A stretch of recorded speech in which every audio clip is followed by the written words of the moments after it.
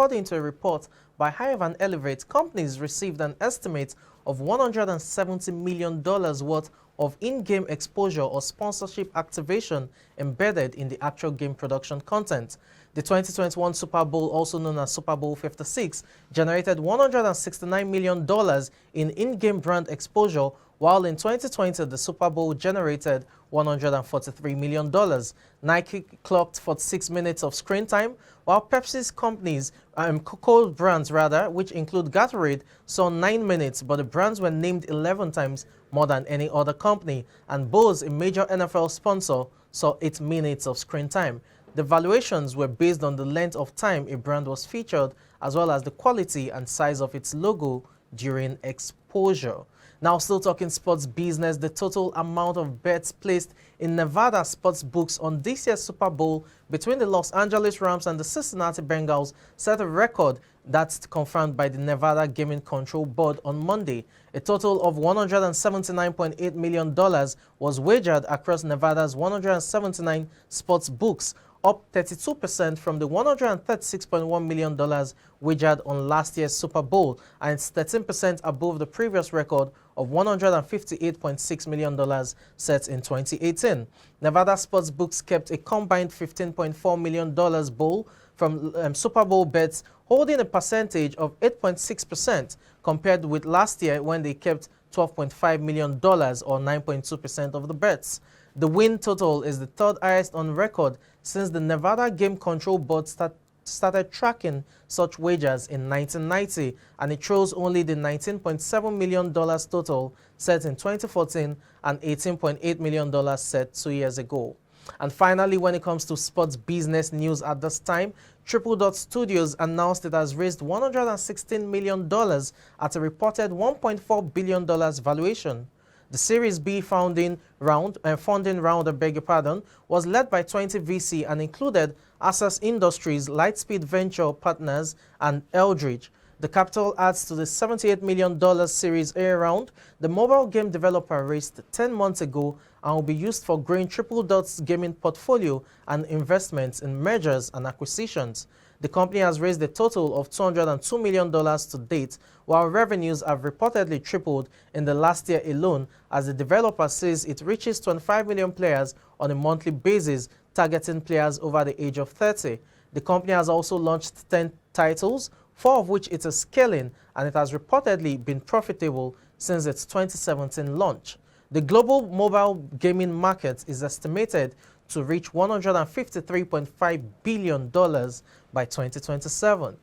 Lots of money there when it comes to sports business, especially the gaming world. Remember, esports and gaming is the in thing at this time, and that was probably made possible by the pandemic, where so many people were indoors and just had to rely on indoor games as well as mobile gaming. Now, talking about the esports industry in Nigeria as well as the mobile gaming industry, I sat down with Toby Adesina, a sports guru when it comes to esports and gaming, and we had so much to say. Do have a listen.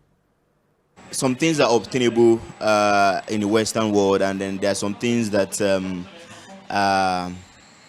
if you look at the Nigerian scene, you don't have to. I think when the standards are low, you can easily come in with a few millions and set up your workstation or your esports center.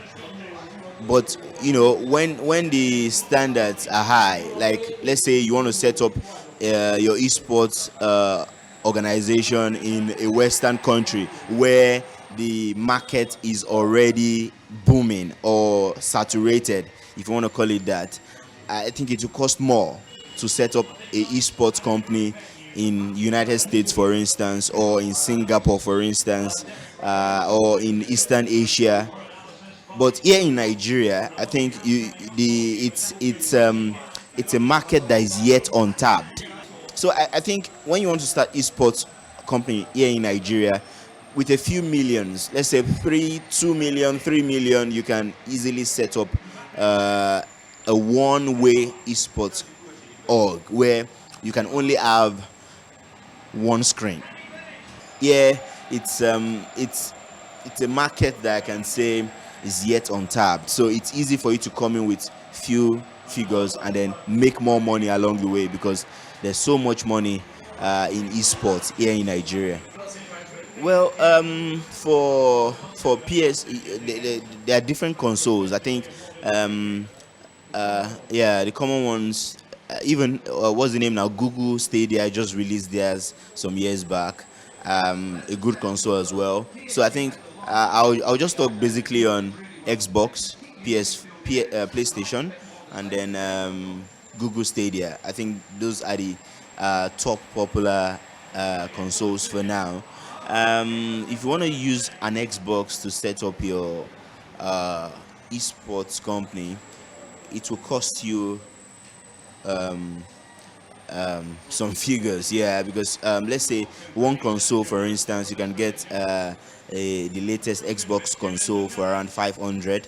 That's 500,000 naira. If you want to start with Xbox One, you don't want to go into the X series or the S series, you can start with Xbox One. Xbox One you can still get with like 200,000. But if you want to go with the latest version of consoles, you'll be spending close to 500,000 naira on each console. That's for Xbox. If it's for PlayStation, you'll be let's say PlayStation 5, for instance. I think that's the current latest version.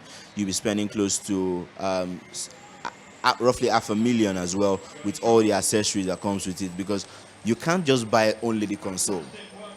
When you're setting up a esport team, you're not just buying like someone who wants to play in his sitting room or on his couch. No, you have to buy some other accessories with it. There's some gears that comes with it, like the cameras, the virtual reality, kinetics that come with all these consoles. You have to get them as well, and they cost a lot. In fact, most of those products, when they are being shipped here to Nigeria, these dealers, they go and then they remove all those other accessories and they tell you to come and buy it separately. So there's no, you have no choice, only if you want to ship your products directly from the States, which I don't think it's economically advisable if you are starting up a esports company.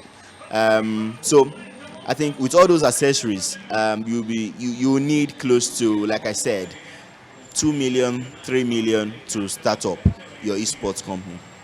I really don't see the gaming industry moving far, because 5% appreciate gaming in Nigeria currently. The remaining still see it as a way of gambling. I've been in shops where gamers have been beaten. Their parents come to the shop, beat them out of the shop, say these are hoodlums you get. So in the next 5 years, I really don't see the gaming industry moving far. But those who appreciate it will take the gaming industry somewhere. Maybe hoping next 10 years. Well, it's not really, it's not a very large industry, but it's coming up like we are seeing now. This is my first time participating in a competition like this, and I can see it's really coming up.